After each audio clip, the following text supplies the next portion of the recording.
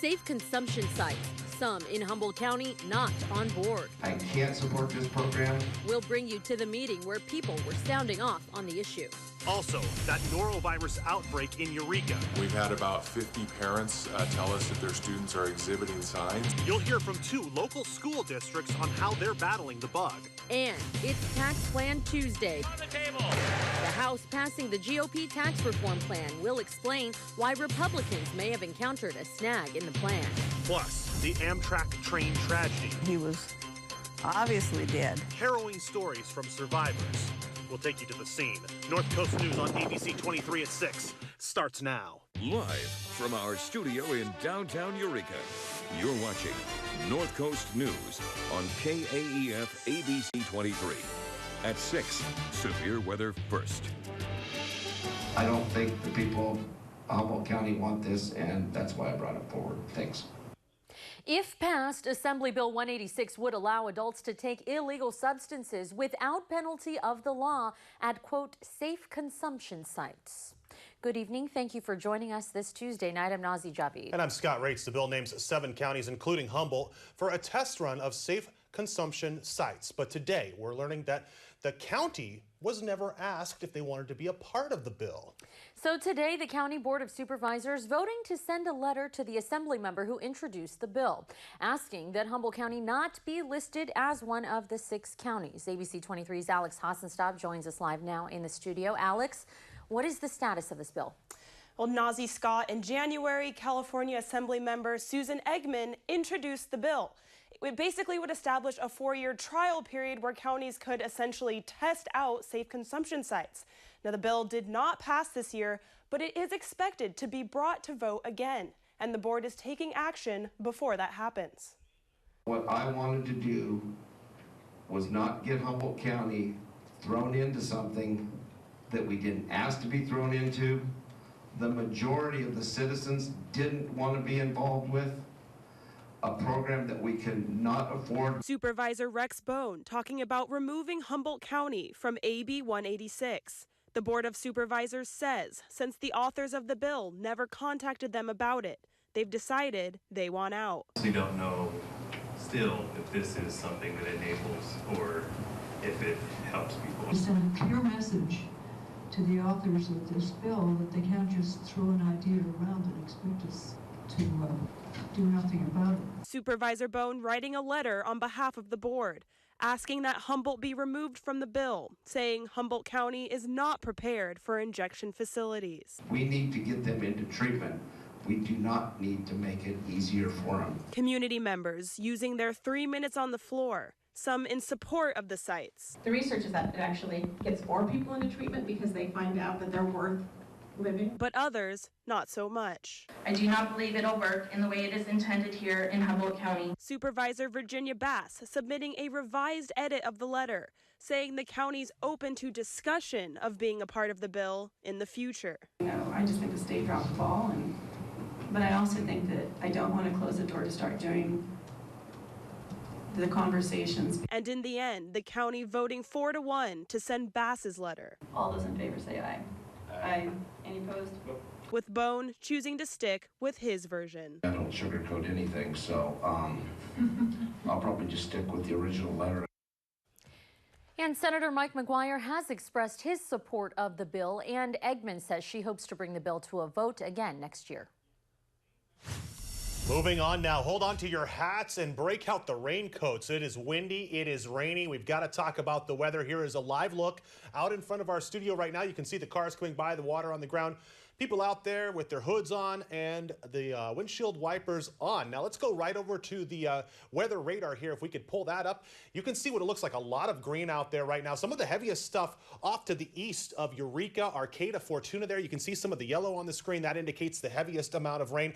That stuff's starting to move up towards the Willow Creek and the Hoopa area right now. But you can still see all that rain offshore moving into the area. So it is going to be a wet night here for the North Coast. We do know that winter weather advisories are in effect for parts of Del Norte, Trinity, and Humboldt counties. That means we could see snow levels dropping to 2,000 feet with some of the lightest amount of snow at 3,000 to 4,000 feet. Now, Our First Alert meteorologist, Jeremy Linder, is tracking all of the showers, the snowfall, and everything you need to know moving in to the Christmas weekend. A lot of travel plans out there. He will tell you what you can expect, and he will be joining us in just minutes.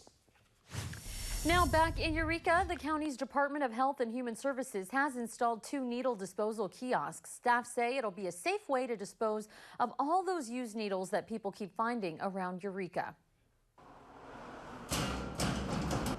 County officials say this is a response to needle littering around the city, and program manager with DHHS says more kiosks will be on their way. And we're absolutely working with community partners to look at other locations throughout the county because it's a need that exists elsewhere. 2 of the Humboldt kiosks are located at county buildings. One of them is outside the main public health building on I Street, a second by the social services building on Coster Street, and a third one will be installed soon at the main mental health building. The Humboldt County Health Officer declaring a norovirus outbreak within the South Bay Union Elementary School District. Public health officials saying over 130 students have the bug. Yeah, this is a big story. A lot of people talking about this. Officials closing school a week early from their scheduled Christmas break. North Coast News reporter Max Rodriguez joins us now live in the studio. Max, I know parents are very upset over this. You spoke to the superintendent. What are you finding out about the cleanup efforts here? Nazi Scott, good evening. I spoke to 2 superintendents today. I spoke to the superintendent of South Bay Union School and Eureka City School Districts. And important to mention, the schools within the South Bay Union School District are the ones closing over the outbreak. Superintendent Gary Stortz tells me they decided to close a week early before winter break to make sure that they clean and sanitize the affected schools, these including Pine Hill, South Bay Schools, and as well as the South Bay Charter School. Storch says that the custodial crews are sanitizing surfaces, and next week, a professional cleanup crew based in Arcata is scheduled to perform an electrostatic fogging application.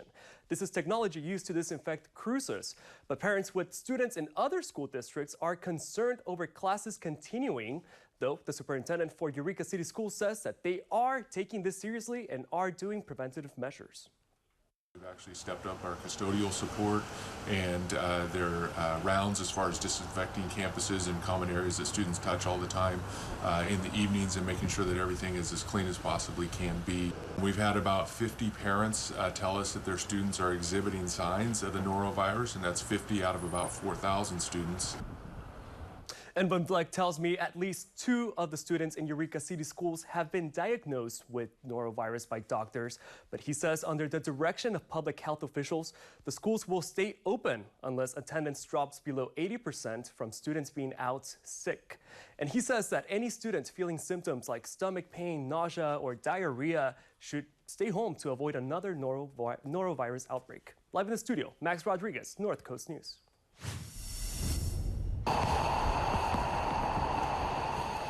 2 big rigs hauling away battered rail cars today following yesterday's deadly Amtrak derailment in Washington state. We know at least 3 people were killed, more than 100 people hurt. It happened as the train careened around a curve nearly 3 times the speed limit, hurling passengers off cars of an overpass over I-5 there just south of Seattle onto that highway below. The train was carrying 86 people on its first journey along the new service route. An NTSB official says it's not yet clear why the train was going 80 miles an hour in a 30-mile-an-hour zone. The agency says positive train control, which automatically slows down and stops the speeding train, was not activated. Tonight, we're hearing harrowing stories from survivors.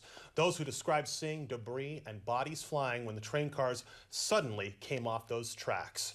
Our sister station Como's Tammy Mutasa is with a couple who narrowly escaped. You know, it was like being inside an exploding bomb.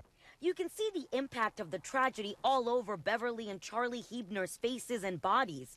What you don't know is how excited the couple had been to take the inaugural ride to Portland. So we said, this is the first run. We're going to ride that first run. But the first trip for the train changed lives forever. All of a sudden, it was just a crash, and there it was down.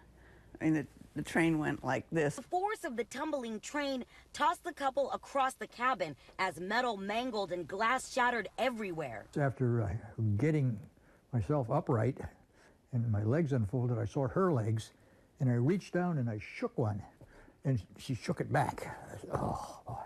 I said, you all right? She says, I think so. The couple had to crawl out of the train window, thankful to walk away with their lives in a scene that looked like a nightmare. There was this body lying there. I mean, he had hardly had any clothes on. The clothes had just been ripped off him, and he was obviously dead. I think we're lucky to be getting out of here alive. Then I decided, well, we're just fortunate, not lucky. I don't know if luck had anything to do with it.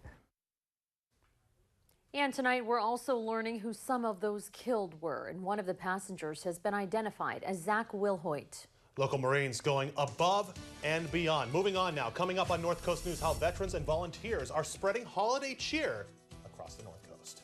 And the House passing the GOP tax reform plan, but now there may be a catch. The bill could be in violation, but of what? That is straight ahead. Plus, we're singing in the rain. That's it. That's all you're going to get. Please. So long, sunshine. The rain is back. It's coming down out there tonight. And we're seeing snow levels at very low levels, 2,000, 3,000 feet. Our first alert meteorologist, Jeremy Linder, is tracking all of the timing of the showers moving throughout the holiday weekend. He will be joining us in less than 2 minutes and filling us in on everything you need to know to stay safe as you travel. Stay with us. We're coming right back.